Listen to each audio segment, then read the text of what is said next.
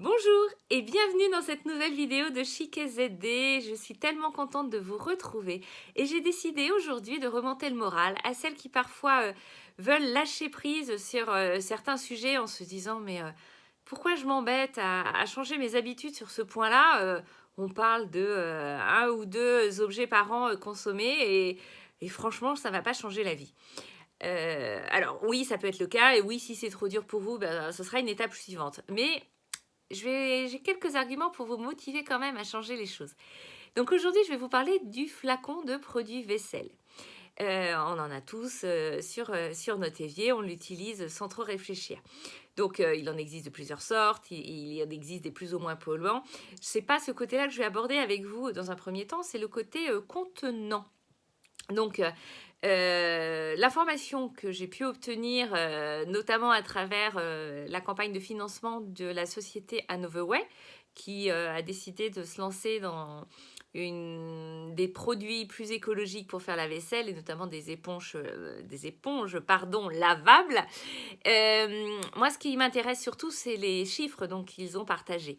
Alors, il semblerait que la consommation de produits vaisselle au niveau français soit de 137 millions de litres par an.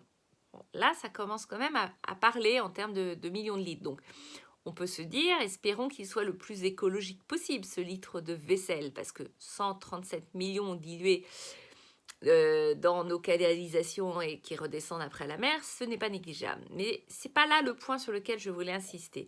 Ça représente 274 millions de flacons. 274 millions de flacons par an, rien que de produits vaisselle. Pourtant, on n'en achète pas des tonnes par an. Hein. Ça veut dire, en gros, on en achète 2-3 par personne maximum si on tient compte des chiffres communiqués jusqu'avant. Donc, c'est pas beaucoup. Sauf que tout cumulé, c'est quand même énorme. Et ça va surtout devenir énorme quand je vais vous annoncer le poids que ça représente. 6300 tonnes. 6300 tonnes de flacons de produits vaisselle par an, rien que sur la France. Et il faut garder en tête, on l'a déjà évoqué, que le recyclage des bouteilles plastiques en France est loin d'être efficace. On parle là sur ce site de 91% du plastique qui n'est pas recyclé. Et même quand il est recyclé, les bouteilles plastiques n'ont souvent qu'une seule vie derrière. Donc ça devient très rapidement un déchet. Donc est-ce que ça ne vaut pas le coup d'enlever 6300 tonnes chaque année de déchets en plus, rien qu'en changeant nos habitudes au niveau de la vaisselle? Alors quelles sont les options pour répondre à ce point? Elles sont nombreuses, elles sont variées, elles sont à votre portée selon votre sensibilité jusqu'où vous voulez aller. Alors, je vous avoue qu'à la maison, nous avons un mixte. Alors, moi, j'ai essayé de faire différents produits vaisselle maison. Je ne suis pas contente du résultat. Je trouve que déjà le visuel n'est pas génial parce que ça a tendance à se désolidariser. Il faut secouer pour que ce soit un peu homogène. J'ai tenté plein de choses. Pour le moment, ça ne me satisfait pas.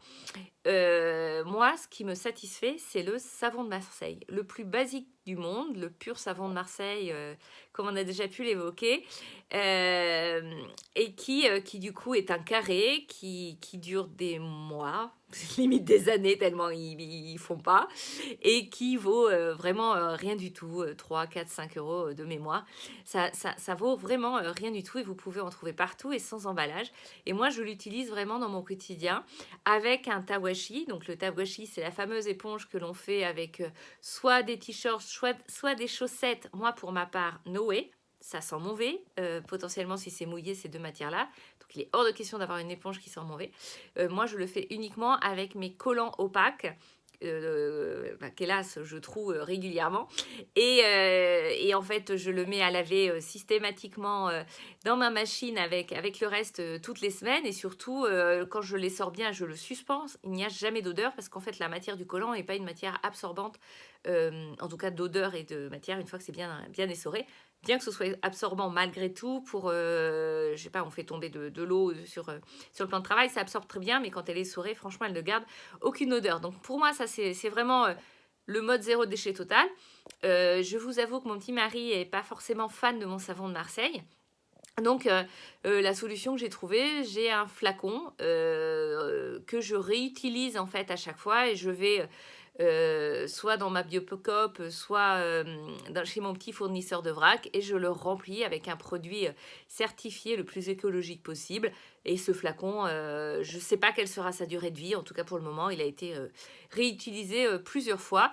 Et je pense qu'à ce niveau-là, on y trouve chacun notre compte. Donc voilà, tout ça pour vous dire que ça semble anodin, ce petit flacon de produit vaisselle qu'on utilise une fois de temps en temps. On n'a pas l'impression qu'on le change souvent, mais malgré tout, cumulé au niveau de toute la population, ça prend tout de suite des proportions absolument incroyables. Et donc, ça fait partie des efforts qui ne sont pas compliqués à faire et qui, pour moi, peuvent tout de suite avoir un impact loin d'être négligeable sur la pollution. Et puis, il ne faut pas oublier que le plastique et ce type de plastique se retrouvent régulièrement dans nos mers. Le site en question cite le fait qu'il y aurait plus de 10 000 tonnes jetées chaque année dans la Méditerranée. C'est juste tellement effrayant que j'en suis terrifiée. En tout cas, je ne voulais pas vous plomber le moral par ces chiffres absolument déprimants. Je voulais au contraire partager cette bonne nouvelle qu'avec peu d'efforts, vous pouvez faire beaucoup et je vous encourage vraiment à le faire. Alors aujourd'hui, sous l'hashtag Mon déclic écolo, je vous invite à partager votre déclic écolo, ce qui a fait qu'à un moment donné, vous avez enfin compris, vous avez arrêté d'être sourd et aveugle. Et je voudrais aussi que vous me partagiez la façon que vous utilisez pour faire la vaisselle. Alors peut-être que vous avez la bonne formule pour le produit vaisselle qui correspond à monsieur, à madame et qui fait briller les verres, c'est formidable. Et je voulais que vous partagiez d'une façon générale comment vous avez agi pour réduire votre consommation de flacons. Alors, ça peut être bien sûr les shampoings et les gels douche, c'est assez classique, mais je suis sûre que vous êtes hyper créative et qu'il y a plein de sujets sur lesquels on pense pas et on achète encore régulièrement des flacons. Et ça pourrait être tellement simple d'y remédier. Je compte sur vous et je vous dis à très bientôt. Je vous souhaite une très très belle journée. À bientôt!